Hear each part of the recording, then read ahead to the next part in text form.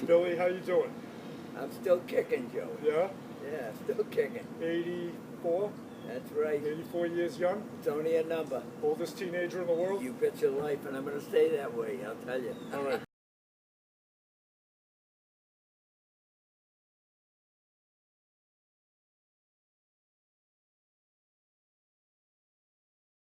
Hello, rink rats out there. We're here with William John Cleary, although I think it says Billy on his birth certificate. I've never heard anybody call him William, right? That's right.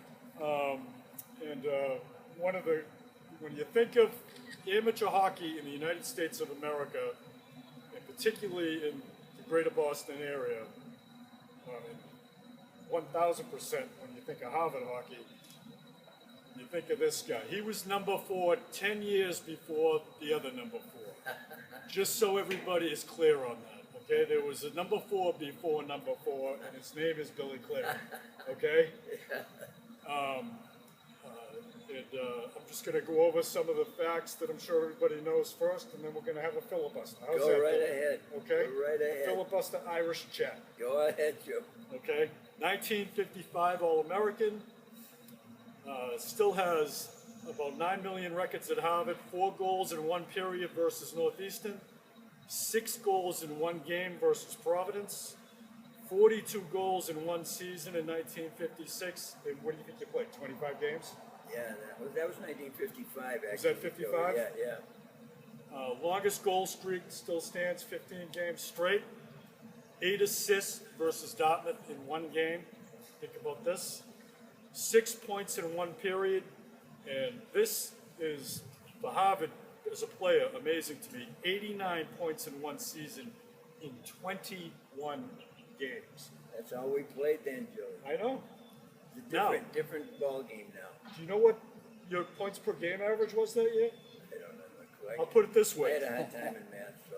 Oh, you did. I went to summer school twice at BC High. Are you kidding me? A school which I had no business getting into in the first place. Kavanaugh is 2.6 points per game average. Your points per game in that season, 89 points, 21 games, 4.23 points per game. That's insane. Yeah, those were good times. That's insane. Now, let's move on to the Beanpot, which is near and dear to this gentleman's heart. Records: 4 goals in 1 period, 5 in 1 game, 6 in the tourney. 1955 Beanpot MVP. As far as points go, 5 points in 1 Beanpot period, 7 in 1 game, 11 in the tournament. But you lost out to a BC guy for career goals in the Beanpot. I only played in I know. 2. I know. Yeah. Joey Mullen had 10 goals. Did he? 4 years. Yeah. You know what I mean? Big difference, right? Pretty good player, though. The best. The best I saw. I never saw you play. He was a good one, let me tell you. Coach 1989 National Championship for the Crimson. And one of these guys of your generation, my dad included, Eddie Barry, guys like that, who excelled as a player, as an official, as a coach, and really as a lifelong mentor. He was an AD. And an athletic director. So then he got the big payday. Oh, yeah. When he became the athletic director. And one of only 3 pairs of brothers to win the Walter Brown Award. Is that right? I didn't even know that. Who were the 3 pairs of brothers to win the Walter Brown Award? Oh, my God. You're a Harvard guy. You should know this. Fusco's? There's 2. First, you know, is you and Bobby. Yeah. Fusco's. And, No, nobody knows the third one. who's the third one? Billy Army and Tinian. Oh, Billy, yeah. I know Okay. him well from Rhode Island. So if you want to have a beer bet with somebody, that's a winner. Because nobody knows that one. Billy, at the beginning of your remembering, okay, Yeah. let's go back. What is your earliest memory of hockey as a kid? Playing, going to a game with your dad? What was your first memory of hockey? Well, my father refereed hockey. I think he was one of the first Americans that would referee in the National League.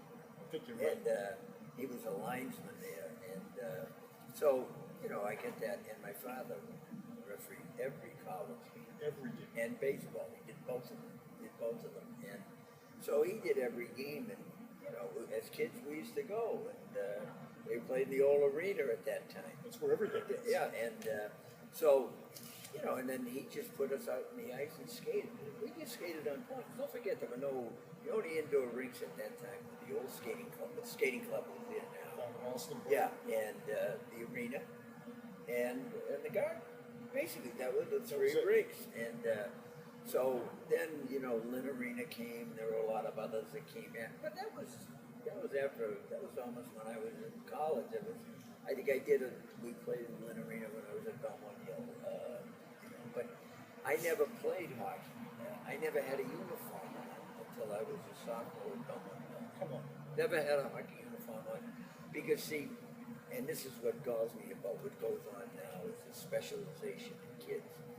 I played football, baseball, and hockey. And I didn't have time to play all hockey all year long. We played all the sports. And so I loved it. Loved playing all the sports. So you started the right way. You had fun. Oh yeah, and my father, he just put us out on. And we used to play street hockey because we had to depend on the elements. I know. And we skated a lot in Sky Pond and Arlington. That's where we were big. And, Cambridge guys. That's yeah, where you go. we all did out there. And we played. We'd find places in Lincoln and Lexington and wherever we could find ice. Frozen water. But in fact, my father first gave us. He first gave me a pair of skates, and he gave me a pair of figure skates. And I went, I don't want figure skates, when it was going. But what happened was, in those days, there's not the number of different skates that they have today. Yeah. And the regular tubular skate that hockey players were high off the ice. So most kids were on their ankles, and they weren't as stiff. But the figure skates were lower to the ice, and my father cut the picks off. So you didn't have any picks at the Very front. creative of Yeah, that. I learned to skate and had better balance and everything. And we skated at a place called the Cambridge Skating Club. It was an outdoor place on Brattle Street, right looking over the river. And, I'm a little deaf, Billy. no, but that's where I learned how to skate. Yeah. We used to play a game called Hill Hill. They didn't even have hockey. Couldn't use hockey, just skating. And it was outdoors. Yeah. And we'd play Hill Hill. One guy would be in the middle and he'd be in. So you'd got to go from one side to the other. Before you know it, everyone might be trying to get the hill learn to skate. Shinny. And then we played street hockey. Yeah. And that's what we did. And, You do that 4 seasons a year, 3 seasons a year. I wouldn't change anything the way I did it. Did you use a tennis ball or would you use street hockey? Yeah. Tennis ball? Yeah, absolutely. Right out in the street, the snow and everything else. That's how you developed that blistering wrist shot of yours? Oh, God. With a straight stick, mind you? Absolutely. How the hell did you do that? In fact, I can't understand how they use those big pyramids. In fact, I had a boy last night came down, P.D. Thomas, played for me in 1975, and he was kidding me about the straight sticks. And he was a kid from Vancouver, a great kid, and I still have the straight sticks. I saw a picture, I think you used a Northland or a Sherwood. Northland, I think? Everyone used North. Yeah, Sherwoods were heavy, weren't And they? then when I started coaching, we started using the Christian brothers. Yeah, And long later. and they lasted 2 shots rather than one. The other one breaks so much. He's bragging now, he's breaking sticks. Listen to this. But although I played in Europe, I played 36 straight games with the same stick, and there was no glass scrap and everything. And it was all broken, but I keep taping it. Well, you But see, taped it from heel to toe. You taped it all the way down. And we didn't do flat shots. Laura Lewis told me that it was illegal. Oh, I know it. They didn't even know it then. Yeah, he told me there was never a I think the first one I saw, Bobby Wheeler, was a great player for Brown, the Malden Catholic. And then when I played with John Mason, he was probably the best player I ever played with. Yep. He is, without a doubt, Is that right? a great person. We played in the two Olympic teams together. He was a Minnesota guy. Yep. And he could shoot the shots. Right? Lights out good. Oh, he was, I'd have to say John's the best player I ever. Yep. Not even close. It's a pretty good statement for a guy that's probably Not even seen close. In more fact, hockey games the than two anybody. of us both got into the International Hall of the first Hall of Fame they had on international hockey. Yep. I forget it was back in, I forget what year it was, but John and I were inducted into that, and we were inducted into the U.S. Hockey Hall of Fame together. And first time I ever met him was when I tried out for the 56 team, because we didn't play the Western teams like they do Right. now. So I had heard all about John Mason. He's a great player from Evelyn, Minnesota. Yep. And some great players came out of there. And first time I met him was there, and we've been just like this ever since. That's crazy. And John, and a better person than he was on. When I refereed, I refereed before I went into the coaching in the 60s after the Olympics. And I was doing a RPI BC game up at Troy. And they used to play the alma mater before the third period, to get them all revved up. And they put a rule in them because they delayed the game, and they put a rule and said, hey, you can't do that. Well, I'm up there, and they did the same thing, so I gave them a 2-minute penalty. I gave them 80 minutes of penalties, I think. I had a police escort out, the best fun I ever had refereeing a game. And Is that so, Ned Harkness? So, no, this was after Ned. After Ned that? was a great friend of mine. I like Ned. But your father was coaching me. This Snooks was sick. And I'm over on the boards right next to your father, and they're throwing things at me. And your father says, Billy, get out of here, I'm going to get hit. I said, Bernie, if I'm going, you're going with me. You're going down with me. We're going down together. My father would. Snooks only missed 19 games. My father was 19-0 as a bench coach. Oh, I'm sure. And in fact, I When he can came remember in. your father when he refereed a Harvard football game. A kid named McCluskey was a quarterback for us. And he going into the end zone all alone. I think I know where this is and going. He drops the ball on the 3-yard line. And everyone was wild because your father called it right. Probably he did not cross the goal line. And I called your father that night. I said, Bernie, you were 100% right. They were bullshit, though. Oh, to hell with them. That's what you got to do. They said that my father had, as an official on that play, the guy spiked it, wasn't it. They said he had 3 officiating moves. He went like this, then he went like this, and then he went like this. But I remember it well. I was there. And I called Bernie up afterwards. But no, I'm a great lover of amateur sports. And, because when you look all around, 99% of the people who are involved in sports are on an amateur basis. Right.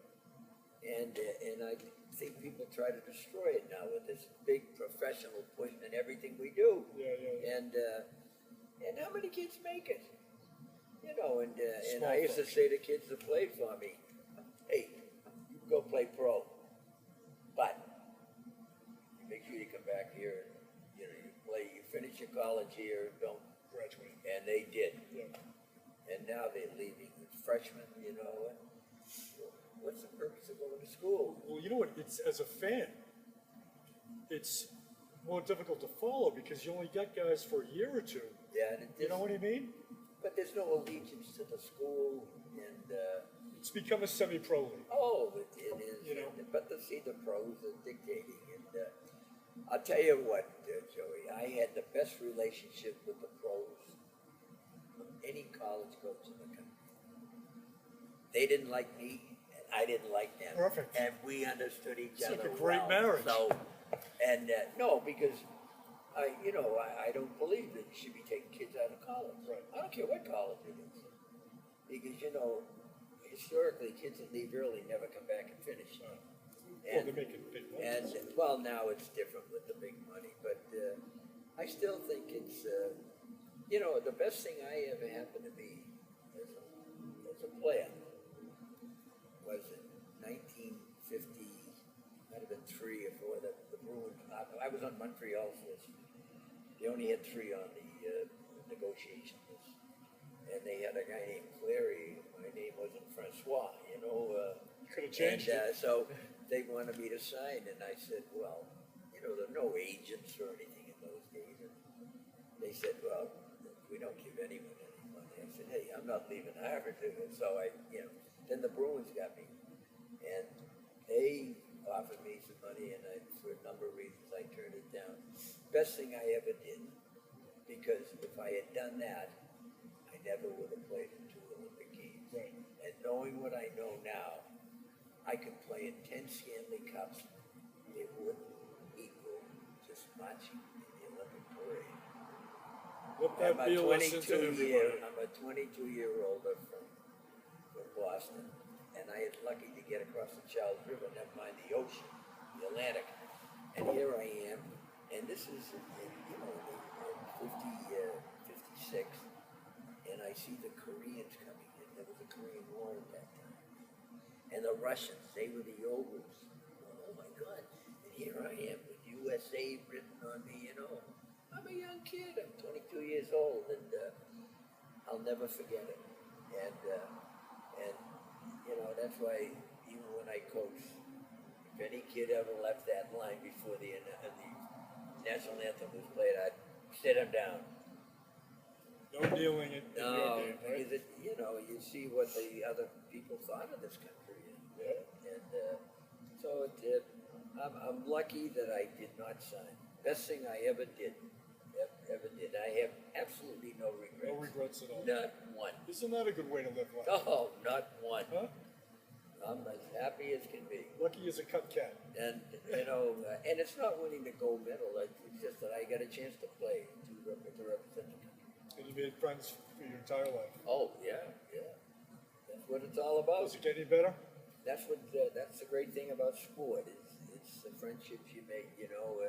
Because really when you think of what is sport about, the final whistle blows, the roar fades into the past. It's about the discipline you learn, the friendships, and the memories. Yep. And I get those in abundance.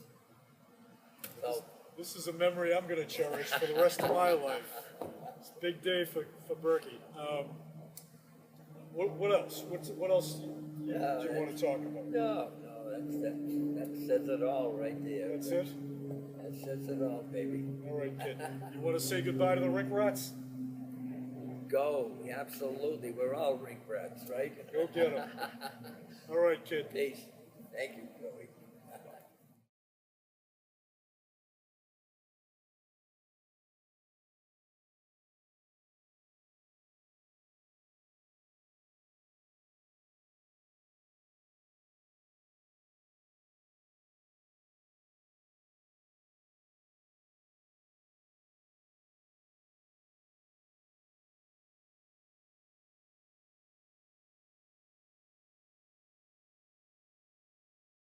Bill Cleary coming in.